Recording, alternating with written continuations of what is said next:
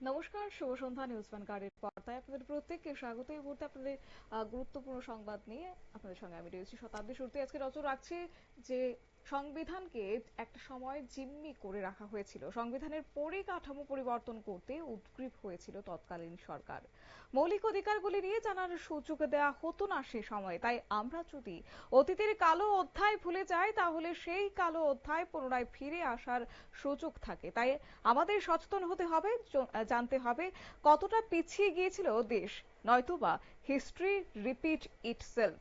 কংগ্রেস দ্বারা চাপিয়ে দেওয়া জরুরি অবস্থা অন্ধকার অধ্যায়ের 50তম বছর বিষয়ে সোনামুড়া টাউন হলে আয়োজিত সেমিনারে কথাগুলো বললেন প্রদেশ বিজেপির সাধারণ সম্পাদক অমিত রক্ষিত। বিজেপি সিপাহীজলা জেলা দক্ষিণ অংশের উদ্যোগে আয়োজিত সেমিনারে আমন্ত্রিত ছাত্র ছাত্রীদের উদ্দেশ্যে এভাবেই দেশের ইতিহাস জানার ব্যাপারে আগ্রহ প্রকাশ করেন প্রদেশ বিজেপির সাধারণ সম্পাদক অমিত রক্ষিত। কি বললেন আজ তিনি, শুনুন।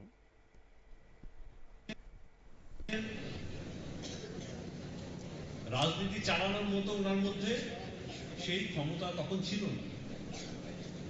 তো স্বাভাবিক কারণে যখন উনার পার্টি কলিগরা এক একজন বিদগ্ধ, অভিজ্ঞ, দূরদর্শী রাজনীতিবিদ, she used to feel insecure।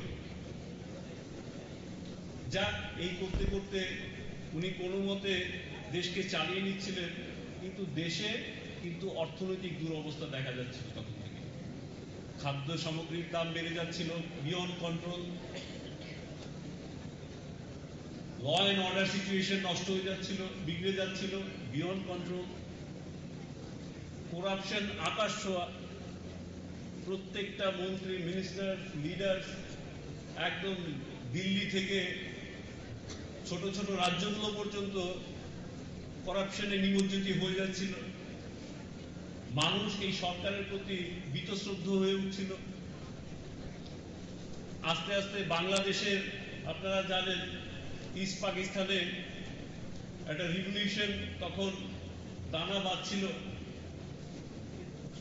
বাংলাদেশে যারা বাঙালিরা রয়েছেন, এরা পাকিস্তানের বিরুদ্ধে আস্তে আস্তে রিভোল্ট করা শুরু করলো। লাখো লাখো মাইগ্রেন্টস ওখান থেকে আমাদের দেশে আসতে শুরু করলো, লাখো লাখো কোটি কোটি। স্বাভাবিকভাবেই খাবারের সমস্যা শুরু হতে থাকলো, আর্থিক দুরবস্থা শুরু হতে থাকলো এই দেশে। সাধারণ মানুষের উপরে, এই দেশের জনগণের উপর তার চাপ পড়তে থাকলো। একটা সময় এলো যে ভারতবর্ষ বাংলাদেশের লিবারেশন ওয়ারে ঝাঁপিয়ে পড়তে বাধ্য হলো।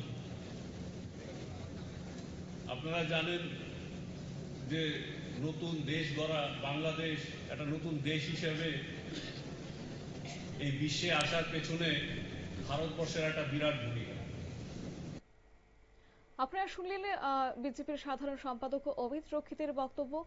অবশ্য আজকের এই অনুষ্ঠানে অন্যান্যদের মধ্যে উপস্থিত ছিলেন বিজেপি সিপাহীজলা জেলা দক্ষিণাংশের সভাপতি উত্তম দাস, সেমিনারে কনভেনার সুপাঙ্কু সরকার এবং সংখ্যালঘু মোর্চার প্রদেশ সভাপতি বিল্লাল মিয়া সহ অন্যান্যরা। এদিনের এই সেমিনারে সংগঠনের কর্মী সমর্থকদের পাশাপাশি বিভিন্ন বিদ্যালয় থেকে শিক্ষার্থীরা অংশগ্রহণ করেছে। নিয়ে নিচ্ছি ছোট্ট একটি বিজ্ঞাপন বিরতির সঙ্গে থাকুন।